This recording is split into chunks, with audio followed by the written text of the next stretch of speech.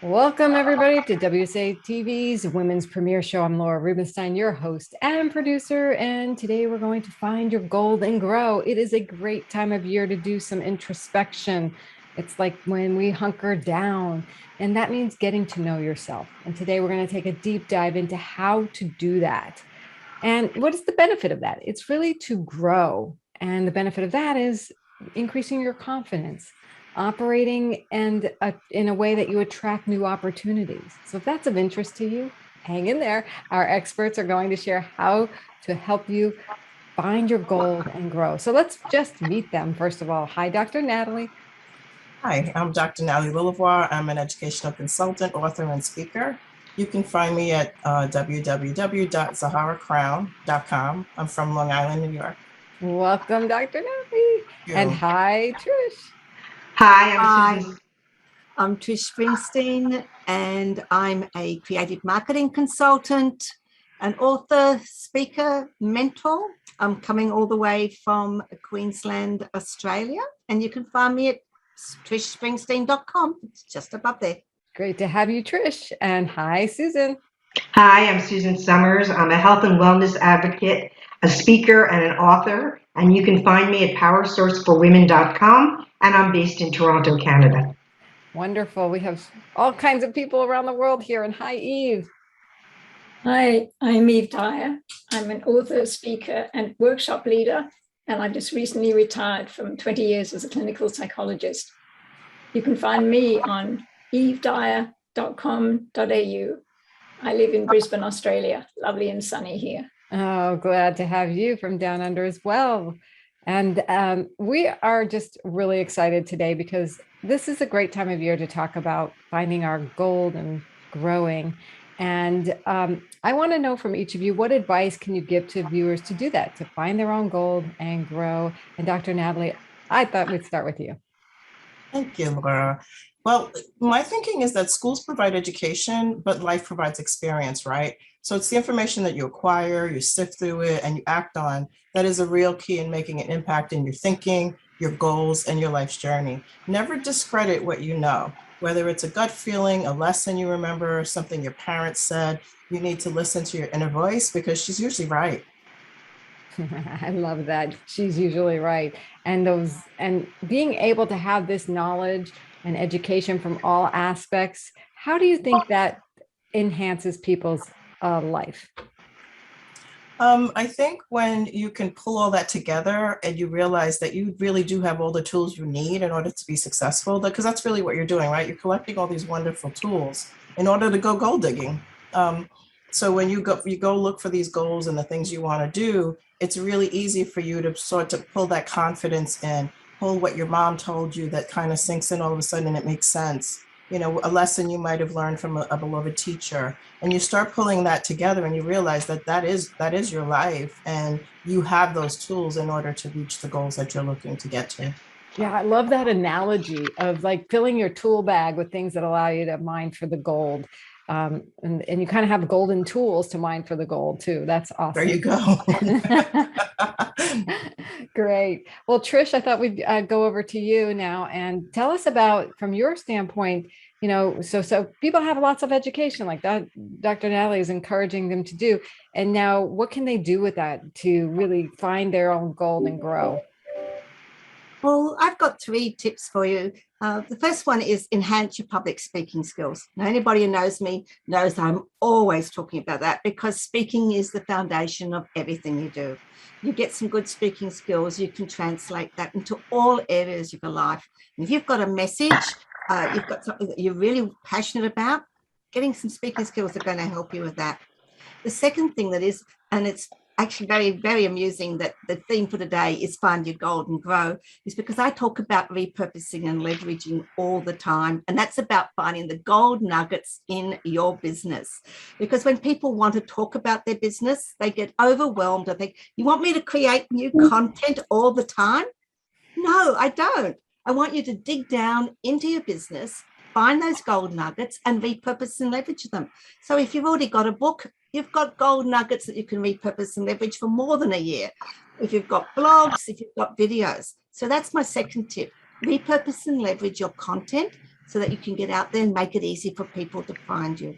And the third one, which leads into that, is I'm very passionate about you writing your book, because your book is your legacy.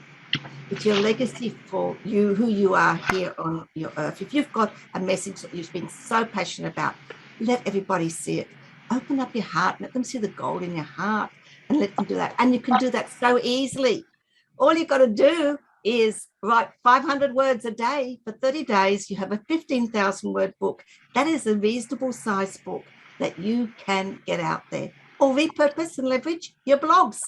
I love it. I've helped clients do that, as a matter of fact. And we at Women's Speakers Association have the Voices of the 21st Century, which you just have to write 1,000 words and you're a co-author. So I love that advice. Great advice, Trish. Thank you. So Susan, tell us about the advice you have for our viewers about how to go for the gold and grow.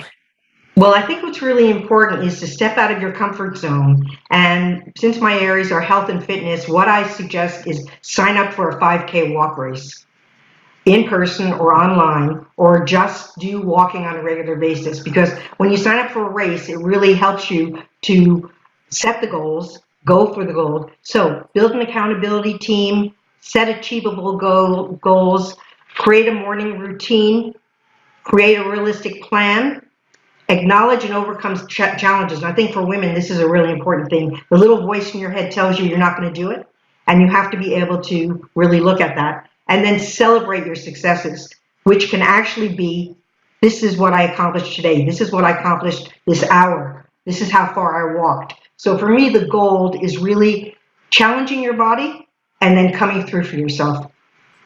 I love it. And what I love about this area of going for the gold in your health is if you don't have your health, you can't go and do what Trish just said. You can't really leverage the knowledge that Dr. Nathalie talked about. So what do you think about doing it with a partner? Well, that's why I said an accountability team, which is, it can be a dog, it can be registering for a race with a group of people, it can be walking in the morning with a friend. I've done a lot of walking alone, but I find that if I exercise or walk with other people, I'm accountable and I show up and I feel better.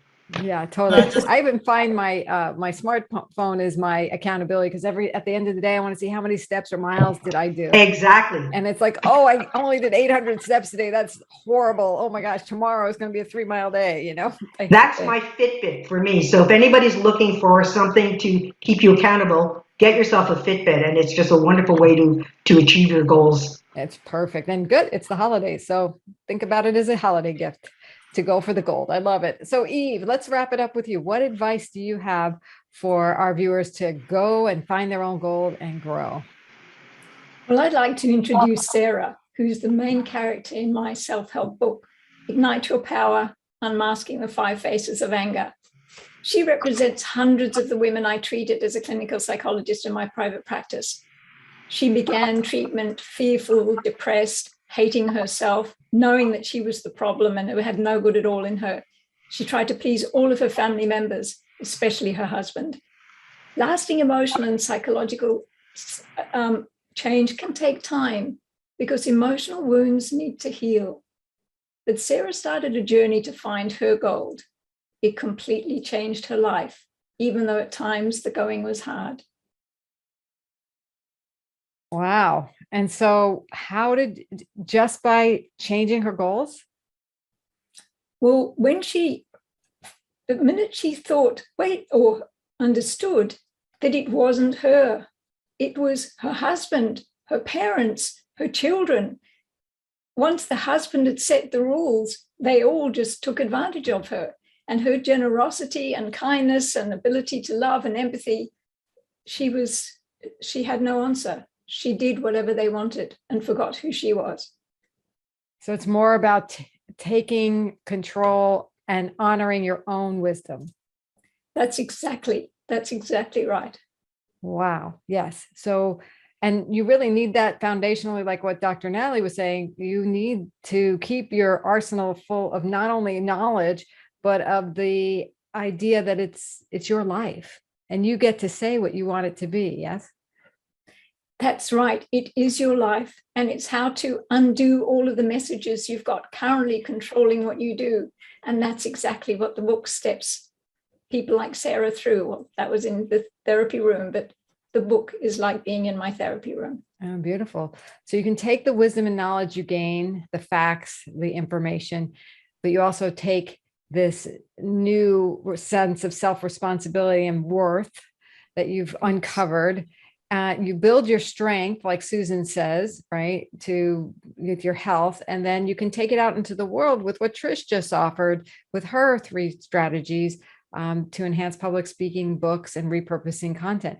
This is a robust body of work we just revealed to everybody here today. So let's get to know you a little bit more, because each of you have some incredible wisdom that you just shared. And I want to know a little bit about who you work with and what you do. So Dr. Nathalie, give us a little bit more sense of who you work with and what you do. So I've been an educator for 34 years. I recently retired, and I have my own consulting company, Zahara Crown. And the mission there is to empower families of color with the educational and financial information they need in order to build a strong legacy for their future. So schools are challenging places, and for a number of reasons, whether it be the culture, or, children are at developmentally awkward stages all the time, and parents don't understand the content. So it's a real quagmire for a lot of people. And having been an educator in numerous different classrooms, I was an early childhood person. I worked with kindergartners. I've taught at the college level. It's funny how it's almost all the same. It's really about creating a sense of community and a sense of belonging. And then when people feel comfortable, then they can learn. So that's such a key message that is missed in a lot of places when we're stuck with standards and performance indicators and testing and assessments. And these poor kids are trying to be themselves and grow and develop their identity. And those things are so important. So my role is to help them navigate all of those challenges. And we've all been there. Yeah, totally. And can you give us a little bit more sense of your story of how you got here to helping families with their education? I taught at an at-risk early childhood school. That was my first big role. Actually, prior to that, I was in the city, and they put me in 7th grade. I'm an early childhood person. And I was very uncomfortable, and I didn't know what to do with all these very hormonal preteens and, all the social issues and things like that. So I felt very inadequate to be in that setting. And I said to myself, boy, they need way more than I can offer just coming out of school. That was the first indicator that there's way more to this than just education. And they really need way more than that. There needs to be psychology. So of course, my master's is in developmental psychology. And so I found that, okay, that piece really helps, because now you can understand, like in general, how people kind of operate depending on where they are in life.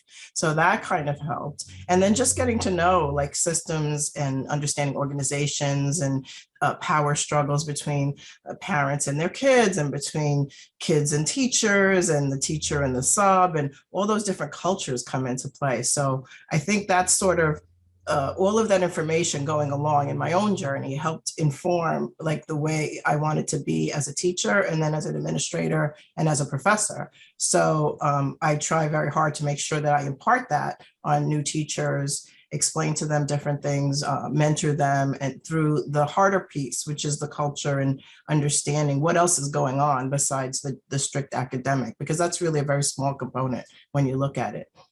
Yeah, you've got to bring a whole lot more. People need more than just the academics, right? Correct. Right. Well, thank you for all the work you do. Yeah. Thank you. Yeah. Okay, so Trish, I wanted to go over to you and learn a little bit more about your expertise. Who do you work with? What do you do for them? Thanks very much, Laura. I'm absolutely delighted to share just a little bit about my story.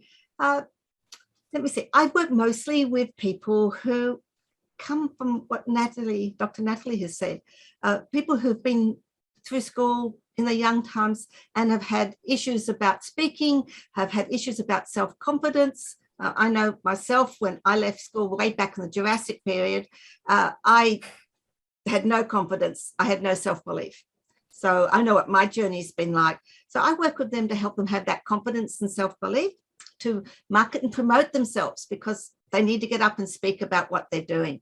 So I help them find their gold nuggets, as I was sharing, and helping them to do that.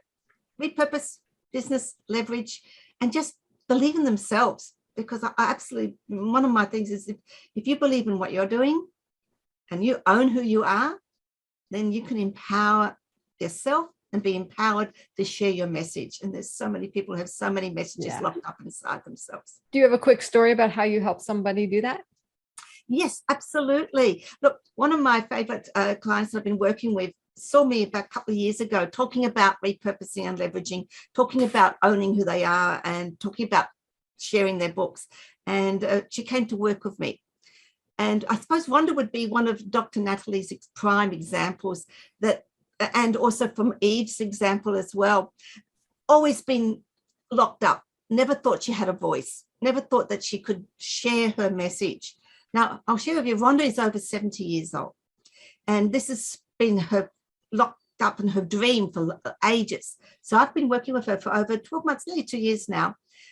She's one of my favorite clients. She comes back to me all the time when she wants something. And what we've done is worked with her to find her voice, to share her book, to believe in who she is, to tell her children, it's okay, I can start my own business, even if I am over 70, and which she has done. She is an absolute power. She's all over Facebook. She shares the videos. She sings. She is why I do what I do, because I see her grow and her grow. And that's what I do. And that's what I love to share with all my clients. It's so rewarding. Thank you for the work you do. That's awesome. Okay, so Susan, come off mute and let us know, who do you work with and what expertise do you help them with? You need to come off mute. I work with women 50 to 80, and I don't do coaching, but what I do is keynote presentations and workshops and courses. And to give you a little bit of background about my story, and then I can share some successes. I was an overweight child, a cigarette smoking woman, teenager, and I didn't do my first race until 59. And at 59, I entered my first 5K race, and I came in first in my age group. Probably there was no one else in my age group, but I went home and had a glass of wine and went to sleep. And 2 weeks later, I got a pair of socks and in the mail and a certificate saying that I'd come in first. And that got me going. I've now done 35 races, including 2 7.5-hour marathons at 63 and 65.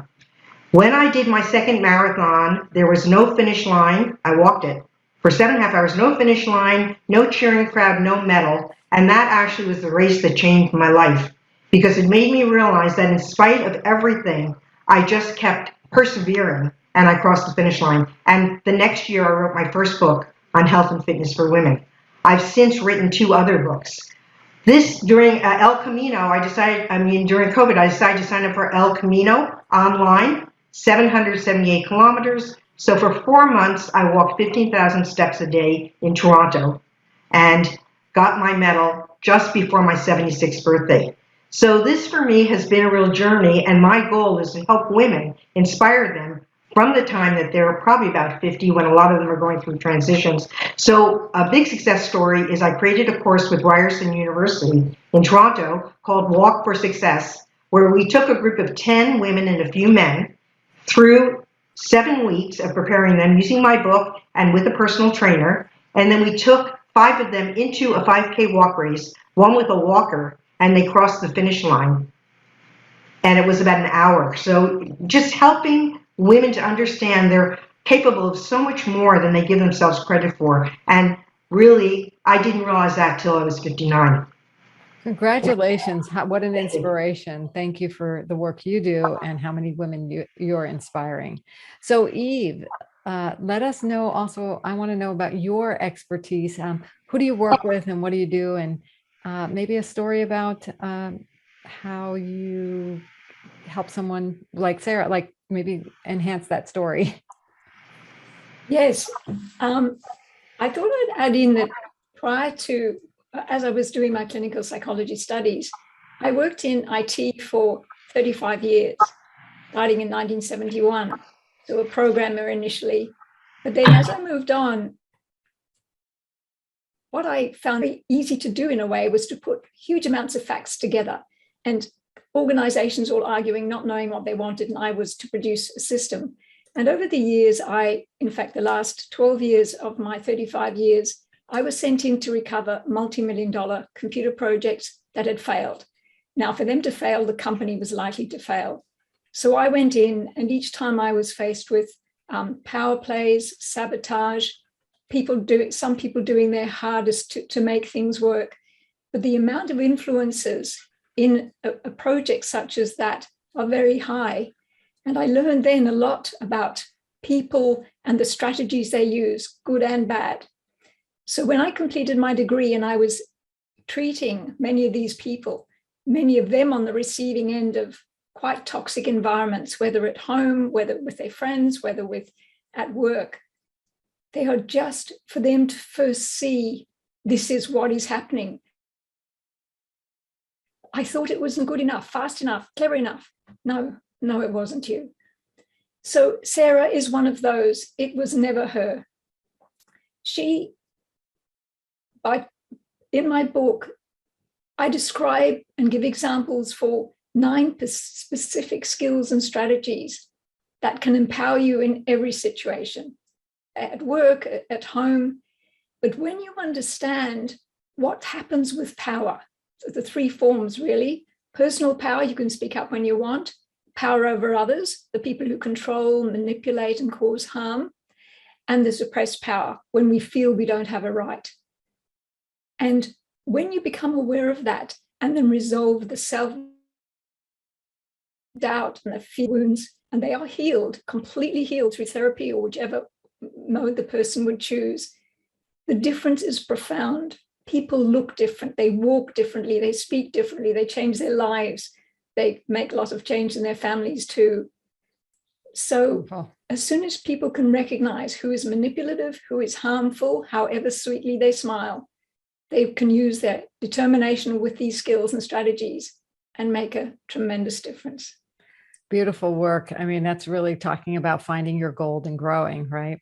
Yes. Yes. So congratulations to you, Eva, and to everyone here, our experts here today. There's one final question I want to wrap up, because this is what we love to do here at Women Speakers Association, and bring the gold out in you to really highlight you and help you make a bigger impact. So I'm curious, how is Women Speakers Association supporting you and bringing value into your career, your work? Dr. Nathalie?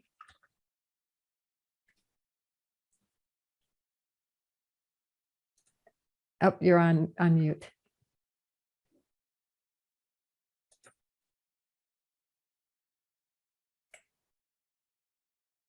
Dr. Nathalie, please unmute.